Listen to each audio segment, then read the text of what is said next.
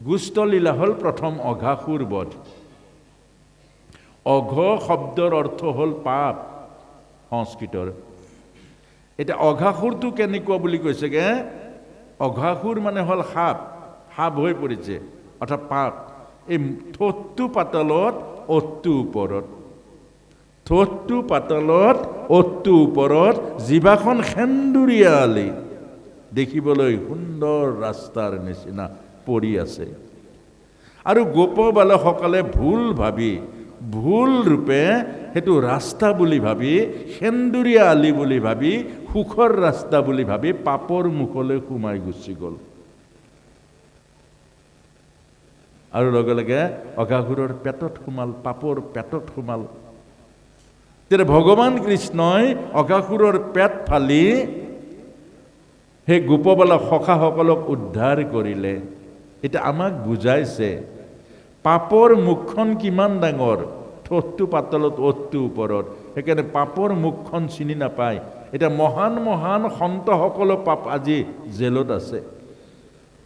মহান মহান একোজন মহান এটা ডাঙৰ ডাঙৰ বংশৰ উচ্চ শিক্ষিত আজি জেলত সোমাইছে। কেলে? পাপৰ মুখখন চিনি নাপায়। দ্বিতীয়তে জিভাখন, পাপৰ মুখখনৰ ৰাস্তাটো অৰ্থাৎ ২ নম্বৰী ৰাস্তাটো আমি সুন্দৰ বুলি ভাবোঁ। আপুনি ঠিকা কৰক, ২ নম্বৰীকে কৰক, তৎক্ষণাৎ গাড়ী মটৰ চব কিনিব পাৰিব। কিন্তু মনত ৰাখিব, ২ নম্বৰী ৰাস্তাৰে যিমান ধন পাব, এই ধনে আপোনাক সুখ নিদিয়ে, আপোনাৰ বংশৰ কোনো সন্তানকে সুখী নকৰে। পইচা পাব, আপুনি সুখী হ'ব নোৱাৰিব। পাপৰ ৰাস্তাৰে আপুনি 4টা বিল্ডিং বনাব পাৰিব, আপোনাৰ ঘৰত কোনোদিন অতিথি এজন নাযাব, সেইবোৰ ঘৰ এৰি থৈ যাব লাগিব। এই কথাটোকে বুজাইছে। পাপৰ ৰাস্তাটো বৰ দুখদায়ক, পাপৰ ৰাস্তাটো বৰ কষ্টদায়ক, কিন্তু দেখিবলৈ কিন্তু সুন্দৰ লাগে।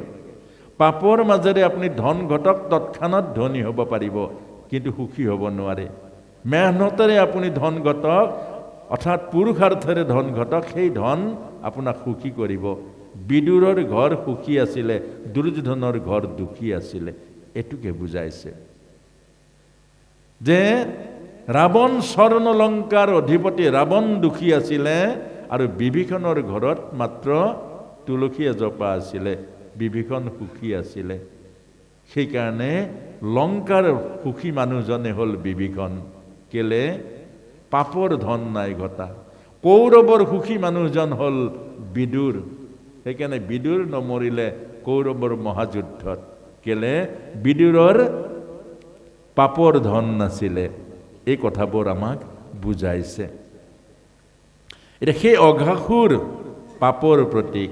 তাৰপাছত বকাসুৰ। বকাসুৰ মানে কি? এই বিষয়ৰ প্ৰতি অকল লালুপতা, অকল বিষয়, ধন লাগে, টকা লাগে, পইচা লাগে, ঈশ্বৰ নালাগে। জীৱনক নালাগে, ইন্দ্ৰিয়ক লাগে। ইন্দ্ৰিয়ৰ ভোগৰ কাৰণে প্ৰতিদিন চিন্তা, কেটলেক চাই চাই খানা বনোৱা, কি খালে ভাল পাম, কোনখন ধাবা ভাল, কোনখন ধাবাত ভাল ভাল খুৱাই, অকল জীৱনৰ ভোগৰ চিন্তা, যোগ নাই। গুৰু ঘৰত নোসোমাই, গধূলি নামঘৰত প্ৰাৰ্থনা নকৰে, ঈশ্বৰৰ নাম নলয়, সৎসংগলৈ নাহে, সৎসংগলৈ আহিলেও সৎ কথা নুশুনে, অকল কেতিয়া গৰম প্ৰসাদ হ'ব, কেতিয়া খাম আৰু যাম। এইটো বগলী স্বভাৱ। এইটোৱে জীৱনক নৰকলৈ নিব, ঈশ্বৰক নোপোৱাই। সেইকাৰণে আমাৰ ভিতৰত থকা সেই বগলী স্বভাৱটো পৰিৱৰ্তন কৰিব লাগে। এইটোকে বকাসুৰ বুলি কৈছে। তাৰ পাছতে ধেনুকাসুৰ, তাৰ আগতে প্ৰলম্বাসুৰ। প্ৰলম্বাসুৰ মানে কি? বাহিৰত ধুনীয়া ধুতি চেলেং গামোচা, ভিতৰত কিন্তু বিপৰীত। মনত ৰাখিব, এই প্ৰলম্বাসুৰৰ স্বভাৱটো আমাক দেখুৱাইছে। যি ভগৱান কৃষ্ণৰ সখা নাছিলে, দৈত্য আছিলে, কিন্তু ভগৱান কৃষ্ণৰ সখাৰ ৰূপটো লৈ ভগৱান কৃষ্ণৰ লগত খেলিছে, আৰু বলৰাম প্ৰভুক পিঠিত তুলি লৈ গৈছেগে বধ কৰিবৰ কাৰণে। আপোনাক মোকো বুজাইছে। এক শ্ৰেণী ভকত আছে, ভিতৰত ভকতি নাই, গামোচা চেলেং ধুনীয়া ধুনীয়া কাপোৰ পিন্ধি আহিব নামঘৰ ভাঙিবলৈ, নামঘৰত লবি বনাবৰ কাৰণে। নামঘৰত কাক ক'ত তললৈ পেলাব লাগে এইটোৰ কাৰণে আহে। ইয়াকে কৈছে প্ৰলম্বাসুৰ, ইয়া হ'ল মায়াধাৰী ভক্ত। গতিকে মায়াধাৰী ভকতৰ মাজত আপুনি মায়াত নপৰিব। আৰু মায়াধাৰী ভকতে সমাজ ভাঙে, সমাজ জোৰাব নোৱাৰে। আৰু তাৰ পাছতে হ'ল ধেনুকাসুৰ, অৰ্থাৎ ভগৱান এখন এখন বৃন্দাবনত গৰু চৰা নাই। বৃন্দাবন হ'ল 24খন অৰণ্য আছে, আৰু আমাৰ জীৱনৰ 24 তত্ত্বই হ'ল 24খন বৃন্দাবন। আৰু এই 24 তত্ত্বতে এটা এটা অসুৰ আছে। নহ'লে আমাৰ আত্মা ভিতৰত আছে, পৰমাত্মা ভিতৰত আছে, দেৱতাৰ সমস্ত আমাৰ এই শৰীৰৰ মাজতে আছে। কিন্তু আমি সুখ কিয় নাপাওঁ, আমি শান্তি কিয় নাপাওঁ? অৰ্থাৎ এই 24খন অৰণ্যত 24টা অসুৰ সোমাই আছে। আৰু এই অসুৰবোৰ আপুনি মই মাৰিব নোৱাৰোঁ, ভিতৰৰ অসুৰ। ইয়াক মাৰিব লাগিব কৃষ্ণই। আৰু সেইকাৰণে আমাৰ কৃষ্ণ লাগে, সেইকাৰণে আধ্যাত্মিক সাধনা লাগে, সেইকাৰণে আধ্যাত্ম তপস্যা লাগে। আৰু ভগৱান কৃষ্ণই সেইখন অৰণ্যত তালবনলৈ গ'ল আৰু তাত গোচাৰণ কৰি আছে। তেওঁ ক'লে চবে, অৰ্থাৎ তাত কৃষ্ণ কেন্দ্ৰিক চলে। কৃষ্ণ কৃষ্ণ কৃষ্ণ, আমাৰ ভোক লাগিছে, ভোক লাগিছে। তেতিয়া কৃষ্ণই ক'লে, সৌ যে দেখিছা যে ওখ ওখ সেইবোৰ তালবন, গতিকে সেই তাল গছবিলাকলৈ যোৱা, তাল ফল লৈ আনা, আজি তাল ফল উদৰ ভৰি খাম সকলে। আৰু গ'ল, দাম সুদাম শ্ৰীদাম গ'ল, গৈ তাল বন পালে আৰু দেখিলে পৰি আছে অজস্ৰ তাল ফল। বুটলিব ধৰিছেহে, খবৰদাৰ হাত নিদিবি। ওচৰত কৃষ্ণ, দাম সুদাম বসুদাম বলদাম এই সমস্ত গোপবালকসকল গোচাৰণ কৰি আছে, সকলোৰে ভোক লাগিছে। আৰু সেইকাৰণে নিবলৈ আহিছিলোঁ। ভোক লাগিলেও নহ'ব, এতিয়া পৰি আছে, এইবিলাক নৈ বৈ গৈছেগে, নষ্ট হৈ গৈছেগে, গেলি গৈছেগে, বোলে পেলাই দিম, তথাপিও নিদিওঁ। সেইটো অসুৰ হয়নে নহয়? আপোনাৰ মোৰ মাজত এই অসুৰটো আছে। 7 পুৰুষে খাব নোৱাৰা ধন ঐশ্বৰ্যৰ মালিক আপুনি, এটা হ'ল ল'ৰা, তথাপিও আপোনাক লাগে, আপোনাক লাগে, আপোনাক লাগে। কিয় লাগে আপুনি নাজানে। আপোনাক নালাগে, দৰাচলতে এই অসুৰটো বহি আছে আপোনাৰ ভিতৰত। আপুনি দিলেই দেৱতা হৈ যায়। গাঁৱৰ ল'ৰাটো কিতাপৰ অভাৱত পঢ়া বাদ দিছে, আপুনি কিন্তু দিব নোৱাৰে।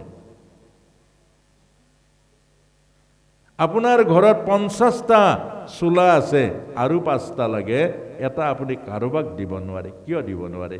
দিলে আপুনি মহান হৈ যাব, আপোনাৰ জয়গুণ গাব, আপোনাৰ যশস্যা বাঢ়িব। কিয় দিব নোৱাৰে? এই অসুৰটো ভিতৰত বহি আছে। দিলেই দেৱতা হৈ যায়। আজি যে আমি দিব নোৱাৰোঁ, নিজৰ ভাইক দিব নোৱাৰোঁ, নিজৰ পিতৃ মাতৃক খুৱাব নোৱাৰোঁ, আজি যে ওচৰৰ ভতিজাটোক চাব নোৱাৰোঁ, কিয় চাব নোৱাৰোঁ? আজিৰ অভাৱটো কি? কি অভাৱ কওক? আপোনাৰ ল'ৰাই চাকৰি কৰিছে, আপুনি চাকৰি কৰিছে, আপোনাৰ চাকৰি পাছতো পেঞ্চন পাব, গোটেই ঘৰখন সকলো আছে, কিন্তু আপুনি কিয় দিব নোৱাৰে? দিলে দেখোন আপুনি দেৱতা হৈ যাব, গাঁওখনৰ প্ৰশংসাৰ পাত্ৰ হৈ যাব, সমাজৰ প্ৰশংসাৰ মান্যতাৰ পাত্ৰ হৈ যাব, আৰু সেই দানে আপোনাৰ পূৰ্বপুৰুষক ওপৰলৈ নিব। কিয় দিব নোৱাৰে? এইকাৰণে দিব নোৱাৰে, এইটোৱে ধেনুকা অসুৰ ভিতৰত বহি আছে। এতিয়া ধেনুকা অসুৰটো মাৰিব লাগিব নালাগে প্ৰভু? এই ধেনুকা অসুৰূপী স্বভাৱটো, দিব নোৱাৰা স্বভাৱটো, কাৰোবাক চাব নোৱাৰা স্বভাৱটো মাৰিব লাগিব নালাগিব? এই কথাটোকে আধ্যাত্ম জীৱন যেতিয়া পাব, আহা এইটো হ'ব। আধ্যাত্মিক জীৱনটোহে বিলাব পাৰিব। যিমান দিব সিমানেই আপোনাৰ যশস্যা বাঢ়িব, যিমান ত্যাগ কৰিব সিমানেই শান্তি পাব। ভগৱত গীতাত কৈছে, ত্যাগত শান্তি অনন্তৰম, ত্যাগৰ মাজেৰে শান্তি পায়। হে মানুহ, ত্যাগ কৰা। এই যে দবা বাজে, দবাটোৱে কি কয় বাৰু? গধূলি গধূলি দবা যে বজায়, দবাটোৱে কি কয়? দবাটোৱে কয়, দান দয়া দমন। হে গৃহস্থী, দান দিয়া, দমন কৰা আৰু দয়া কৰা। দান দয়া দমন, অৰ্থাৎ দান দিয়া জীৱনৰ মহাপুণ্য হ'ব। তুমি দান দিয়া, অতিথিক বিমুখ নকৰিবা। এমুঠি চাউল, নহ'লে 1 গিলাচ পানী, নহ'লে কিবা এটা, নহ'লে এমুঠি অন্ন, প্ৰতিদিন দান দিয়া। আৰু সেই দানে তোমাৰ দুৰ্গতি খণ্ডন কৰিব। সেই দানে তোমাৰ উত্তৰ পুৰুষ ভৱিষ্যতৰ প্ৰজন্মক সুখী কৰিব, শান্তি দিব। দয়া, জীৱৰ প্ৰতি দয়া কৰা। প্ৰতিটো জীৱ জীয়াই থকাৰ অধিকাৰ আছে। ঘৰত বৈধ্যশাল নকৰিবা, ঘৰত জীৱবধ নকৰিবা। প্ৰতিটো জীৱক মৰম কৰা। প্ৰতিটো তোমাৰ ল'ৰাটোক তুমি যিমান ভাল পোৱা, ঘৰত থকা হাঁহজনীও পোৱালিটোক সিমান ভাল পায়, মনত ৰাখিব। আপুনি আপোনাৰ সন্তানটোক যিমান মৰম কৰে, স্নেহ কৰে, আপোনাৰ পাৰৰ পোৱালিটোও সেই মাকে সিমান স্নেহ কৰে। সেইকাৰণে কোনো জীৱক বধ নকৰিব, কোনো জীৱৰ প্ৰতি নিৰ্দয় নহ'ব। আৰু সেইকাৰণে দয়া কৰা। দয়া, দমন অৰ্থাৎ ইন্দ্ৰিয় দমন কৰা। স্বামী আৰু ভাৰ্যাৰ মাজত আধ্যাত্মিক সম্বন্ধ, পবিত্ৰ সম্বন্ধ কৰা। স্বামী আৰু ভাৰ্যা, সেইকাৰণে কৈছে হৰগৌৰী বিবাহ, লক্ষ্মী নাৰায়ণৰ বিবাহ। অৰ্থাৎ পত্নীক লক্ষ্মী বা হৰগৌৰী, শিৱ আৰু পাৰ্বতীৰ যেনেকুৱা সম্বন্ধ, পবিত্ৰ সম্বন্ধ, কলুষিত সম্বন্ধ নথকা। আৰু তেতিয়াহে তোমাৰ ঘৰলৈ গণেশ আৰু কাৰ্তিকৰ নিচিনা সন্তান আহিব। আৰু তুমি যদি অকল ভোগৰ জীৱন যাপন কৰা, ভোগে ৰোগ বনাব। আৰু ভোগৰ মাজেৰে হিৰণ্যকশিপু হিৰণ্যক্ষৰ নিচিনা মহান দৈত্য আৰু অসুৰবোৰ তোমাৰ পুত্ৰৰূপে আহিব আৰু জগতক নষ্ট কৰিব আৰু তোমাৰ জীৱনতো কলুষিত কৰিব। পিতৃ মাতৃৰ জীৱন নৰকময় কৰি তুলিব। সেইকাৰণে হে গৃহস্থী, হে সংসাৰী লোক, ভোগৰ মাজত জীৱন নষ্ট নকৰিবা। আৰু এই কথাটো যজাতিয়ে শ্ৰীমদ ভাগৱতৰ 8ম স্কন্ধৰ যজাতিৰ মুখেৰে এই কথাখিনি কৈছিলে। যেতিয়া যজাতিৰ বিয়া হৈছিলে আৰু সেই যজাতি দেৱযানীৰ লগত যোৱা দাসী শৰ্মিষ্ঠাৰ গৰ্ভত সন্তান অবৈধৰূপে জন্ম দিছিলে। তেতিয়া শুক্ৰাচাৰ্য গুৰুৱে শহুৰেকে অভিশাপ দিছিলে, তই নিজৰ কামক দমন কৰিব নোৱাৰি, নিজৰ কামক নিয়ন্ত্ৰণ কৰিব নোৱাৰি, তই নিজৰ ধৰ্ম পত্নীক অৱজ্ঞা কৰি দাসীৰ গৰ্ভত যেতিয়া তই সন্তান জন্ম দিলে, অভিশাপ দিছোঁ মই তোক, তই বুঢ়া হৈ যা, জৰাগ্ৰস্ত হৈ যাওক তোৰ শৰীৰ। কিন্তু যজাতিয়ে আকৌ শুক্ৰাচাৰ্যৰ চৰণত ধৰি বাগৰি বাগৰি কান্দিছে যে প্ৰভু, হে মোৰ শহুৰ দেউতা, হে মোৰ ধৰম পিতা, মোৰ বুকুৰ মাজত আছে কাম, ভোগ, বাসনাৰ অতৃপ্ততা। গতিকে মোক অন্তত এটা সুযোগ দিয়ক, মই অন্তত এই ভোগৰ দ্বাৰা মই অন্তৰৰ কামনা বাসনাৰ অন্তত কিছু প্ৰশমিত কৰিব পাৰোঁ, তাৰ পৰা এইটো উপায় দিয়ক। তেতিয়া আকৌ ঋষিৰ দয়া হ'ল, ঠিক আছে যা, তোক যদি কোনোবাই যৌৱন দিয়ে তই যৌৱন ভোগ কৰিব পাৰিবি। তেতিয়া সেই যজাতিয়ে নিজৰ পুতেকসকলক কৈছিলে যে বোপাই, তহঁতৰ যৌৱন কৰবাৰ মোক দে, মই ভোগ কৰোঁ, ভোগৰ বাসনাৰ মই পৰিসমাপ্তি ঘটাওঁ। তেতিয়া সৰু পুত্ৰই কৈছিলে, দেউতা মোৰ এই যৌৱন লৈ লোৱা তুমি। আৰু সেই সৰু পুত্ৰ পুৰুৱে যৌৱন দিলে। 1000 বছৰ ভোগ কৰিলে, উপভোগ কৰিলে, ভোগৰ ফিৰিঙতি এটাও নকমিল, বাঢ়ি বাঢ়ি যায়। যিমানে ভোগ কৰে সিমানে দুগুণ বৃদ্ধি হয়। সেইকাৰণে সেই যজাতিয়ে কৈছিলে, ন জাতু কাম কাম উপভোগেন সম্মতি হবিষা কৃষ্ণ বদ্মেষু ভূয় এব বিবৰ্ধতে। হে পৃথিৱীৰ মানুহ, মই যজাতিয়ে কৈছোঁ, মই নিজৰ অনুভৱৰ দ্বাৰা কৈছোঁ, ভোগ আৰু বাসনাৰূপী আপোনাৰ মোৰ ভিতৰত থকা ৰাক্ষসীজনীক কেতিয়াও সন্তুষ্ট কৰিম বুলি নাভাবিব।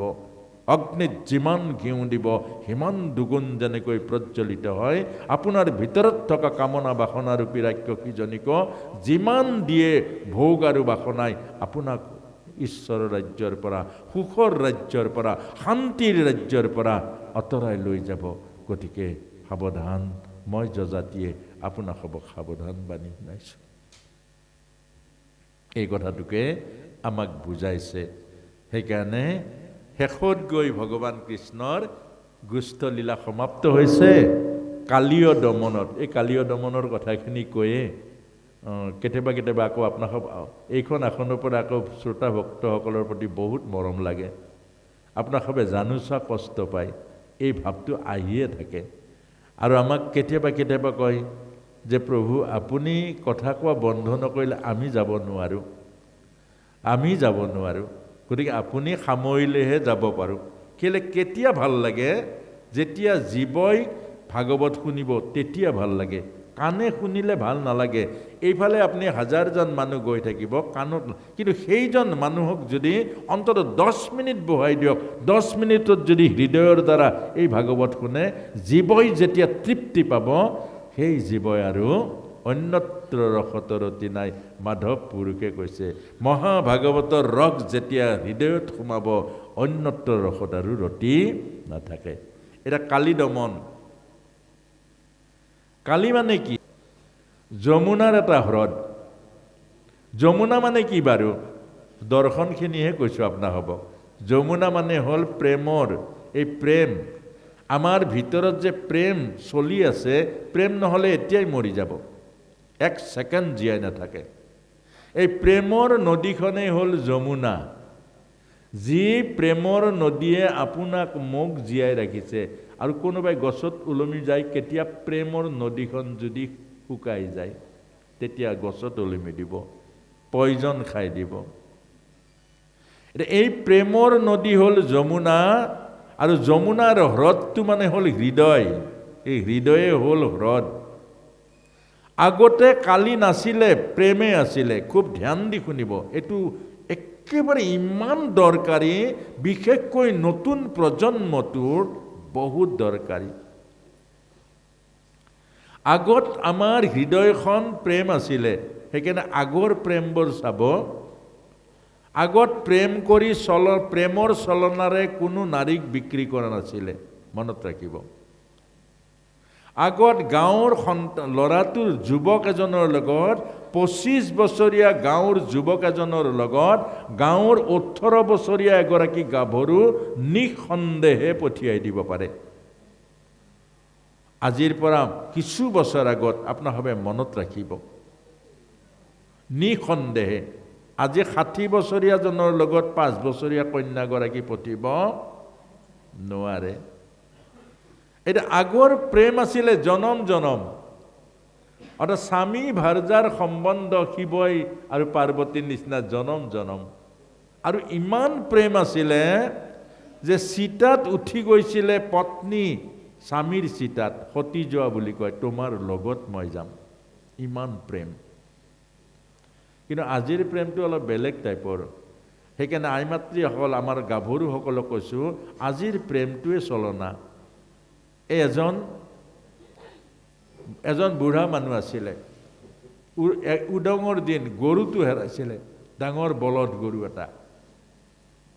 এই বুঢ়া লোকজনে গছৰ ওপৰত উঠি এই বলদ গৰুটো তেওঁৰ চাই ফুৰিছে ক'ত আছে। তলত দেখিছে আজিৰ ডেকা গাভৰুসকল, আজিৰ। এই ডেকাজনে গাভৰুগৰাকী কৈছে, তোমাৰ চকুত মই এতিয়া বিশ্ব ব্ৰহ্মাণ্ড দেখিছোঁ। তেতিয়া বুঢ়াই ভাবিলে, ই যেতিয়া বিশ্ব ব্ৰহ্মাণ্ড দেখিছে, মোৰ গৰুটো ক'ৰবাত দেখিব। বুঢ়া গাঁৱলীয়া বুঢ়াহে, সজা বুঢ়া। ঐ বোপাই, ঐ বোপাই, ৰ, তই যে বিশ্ব ব্ৰহ্মাণ্ড দেখিছ, মোৰ গৰুটো, বলদ গৰুটো দেখিছ নেকি? ৰঙা শিং দুটা ডাঙৰ। এই দুইটা দৌৰিলে তাৰ পৰা। আজিৰ প্ৰেম এইটো, কোনো কেতিয়াও চলনাত বন্দী নহ'ব। আজিৰ আই মাতৃসকলক কৈছোঁ, প্ৰেম কেলে আজিৰ প্ৰেমটো কলুষিত হ'ল, এতিয়া ভাগৱতে আমাক বুজাই দিব। এইটো জানিব লাগিব যে আগত কালী নাছিলে, কালী মানে কাম। আগত কালী নাছিলে, মাজত কালী আহি সোমালে। ভাগৱতত পঢ়ি যাব, আপোনালোকে নিজে পঢ়িব, প্ৰত্যেকে পঢ়িব ভাগৱতত। দৰ্শন ক'বৰ কাৰণে বক্তাক মাতিব লাগে, এই বাকী পদৰ অৰ্থ ক'বৰ কাৰণে বক্তাক নালাগে, আপুনি নিজেই পাৰিব। কেলে? দৰ্শন জানিবৰ কাৰণে 10-15 লাখ টকাৰ কিতাপ পঢ়িব লাগিব আৰু জীৱনজোৰা সাধনা কৰিব লাগিব। এইটো সকলোৰে পক্ষে সম্ভৱ নহয়।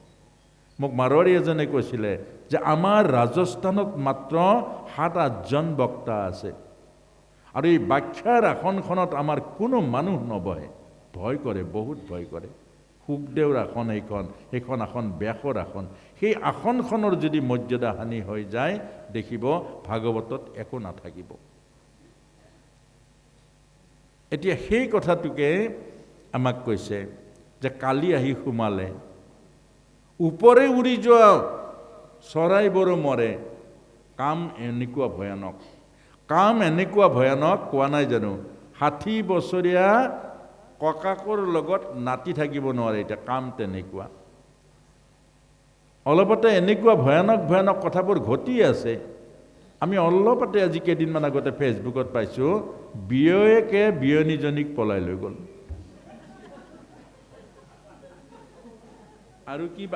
আৰু কি বাকী থাকিলে বাৰু?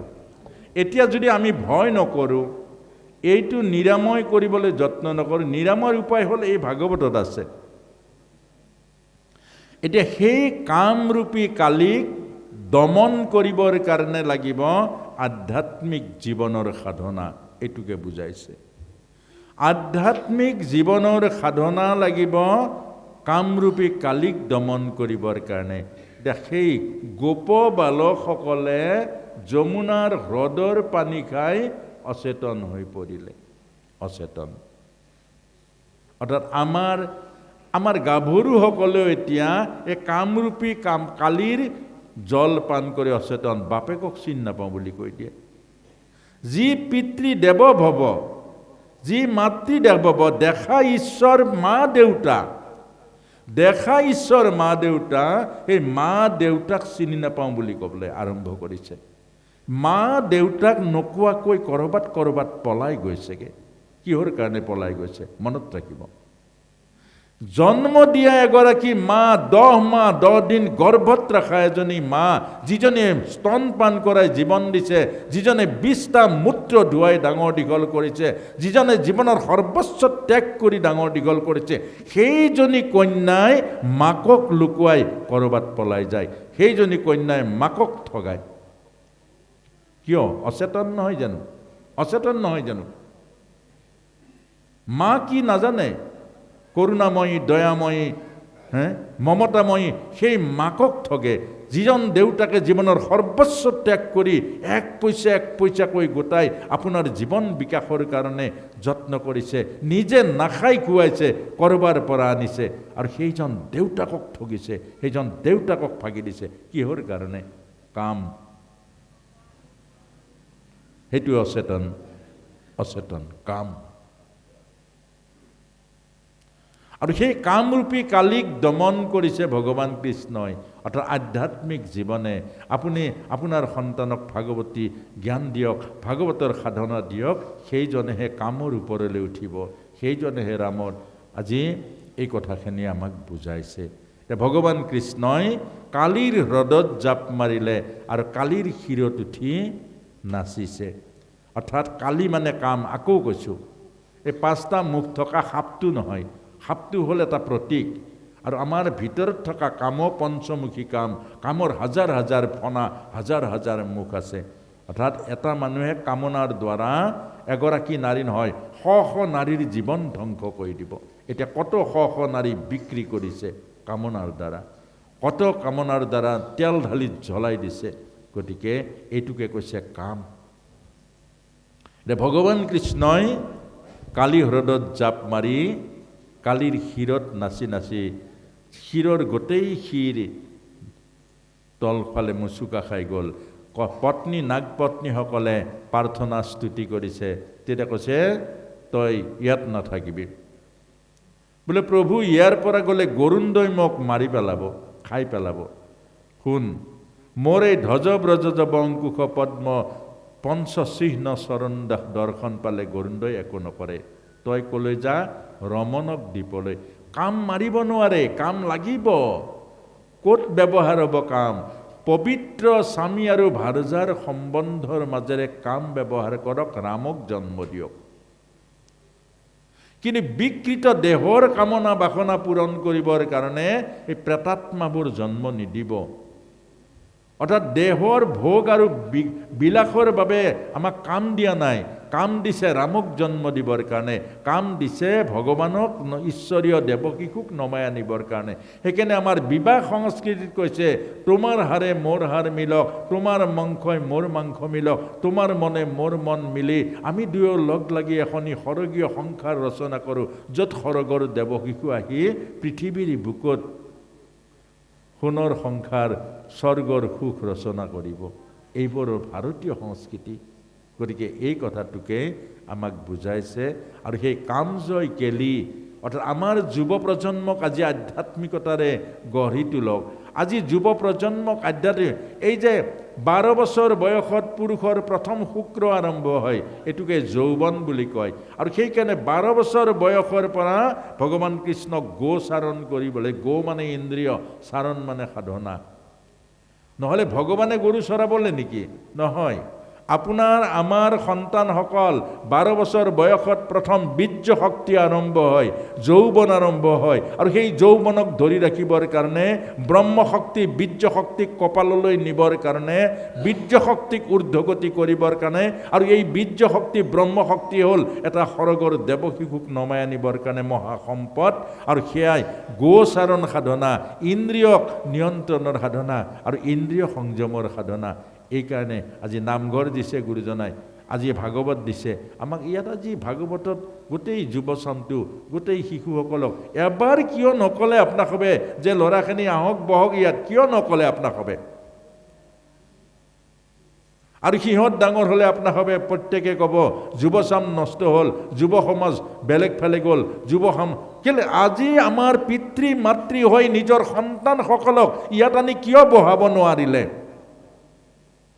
ঘৰত সেৱা এটা পাতিব, আপোনাৰ ল'ৰা ছোৱালী নাথাকে, বুঢ়া বুঢ়ী হালে সেৱা কৰি ফুৰিব, কিয় নকলে? এই প্ৰশ্নটো মোৰ থাকি গ'ল আজি শিৱসাগৰত। কিয় নকলে? অন্তত যত্নটো কৰিব। কাৰ কাৰণে পাতিছে ভাগৱত?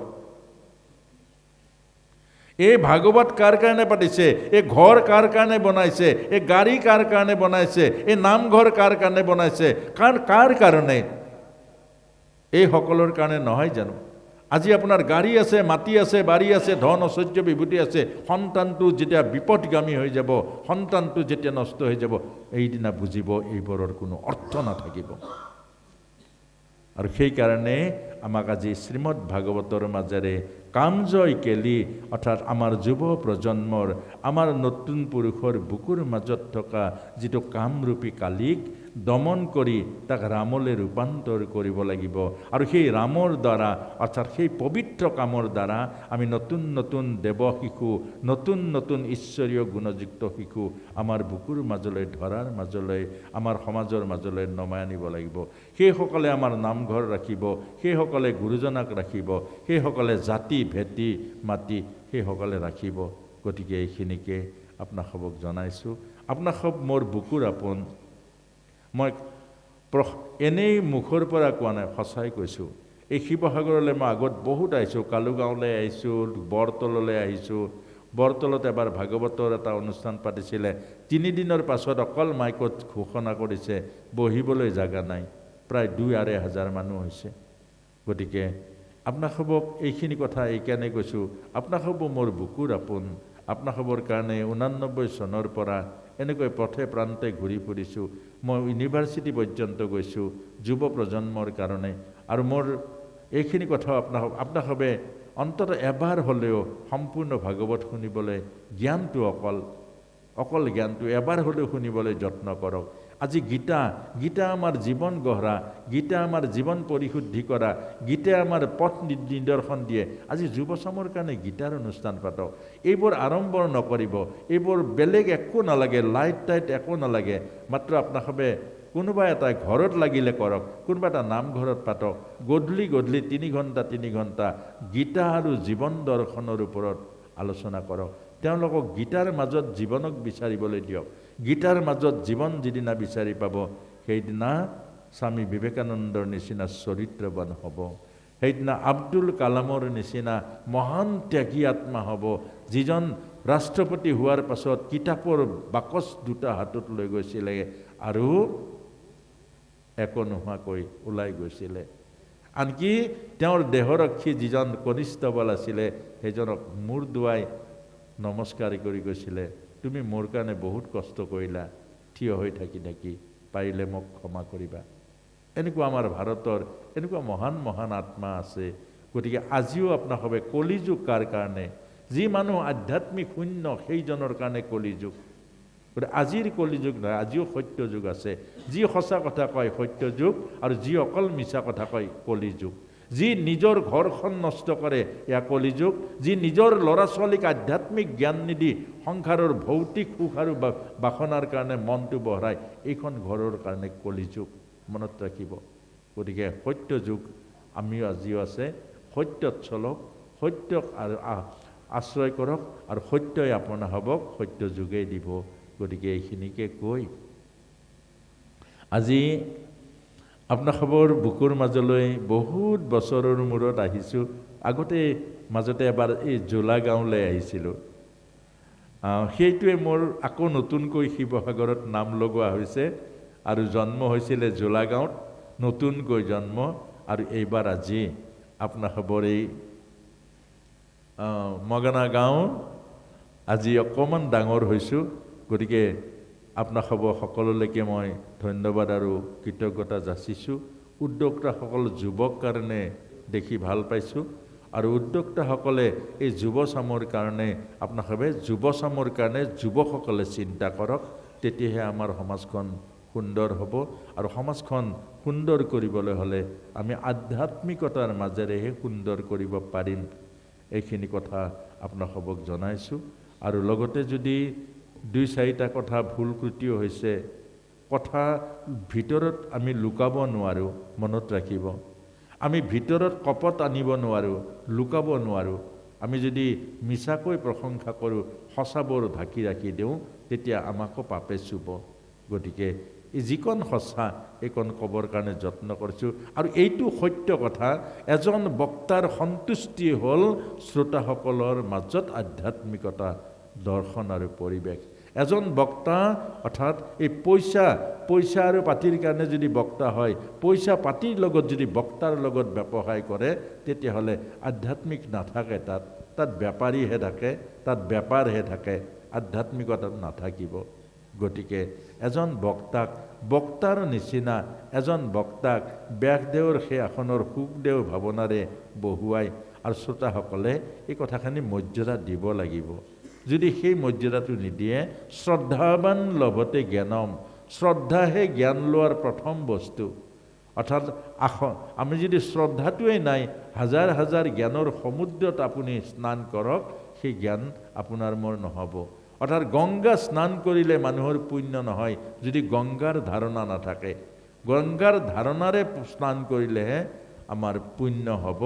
এইখিনিকে কৈ আমাৰ পাঠক প্ৰভু সমস্তক, কেতিয়াবা এনেকুৱা হয় আচলতে ভৱিষ্যতে এই যে পাঠটো ৰখাই আমি বহিছোঁ, এই এটা ছিষ্টেম কৰিব লাগে যে ইমান ঘণ্টাৰ পৰা ইমান ঘণ্টালৈ পাঠ হ'ব, ইমান ঘণ্টাৰ পৰা ইমান ঘণ্টাকণ ব্যাখ্যা হ'ব।